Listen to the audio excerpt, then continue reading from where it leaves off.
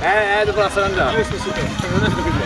No, doufám, že během vystoupení se ten potlesk a fandění zlepší. Tak. A? Kolegy! Nevíme kolegy? No jsi sám na to. Házo, běž, budu to vidět. Dáš. Ti věříme.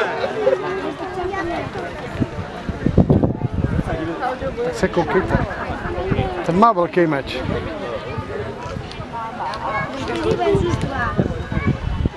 Tak, ne, 15. února roku 1525, 2 kilometry od rozpadlých provinciích Itálie, postupuje regiment Landsknechtů. Regiment Landsknechtů, úplných nováčků, má zvládnout útok na město Pavia během 2 hodin. Město Pavia je pro Francouze strategický bod. Francouzi se brání 9 dní.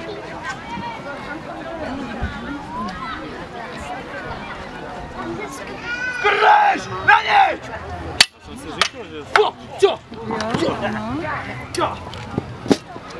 Jo, to bylo rychlý. Toto vystoupení nevypráví jejich příběh. Jsem si říkal podle obličeje z Facebooku nějaký povědomí. Hele, vidíš, tady mají oči? To nemám, ale chci na Ty je vyřídili rychle, Vojto, viď? Tak já ti někdy ukážu, ne? Je to prince?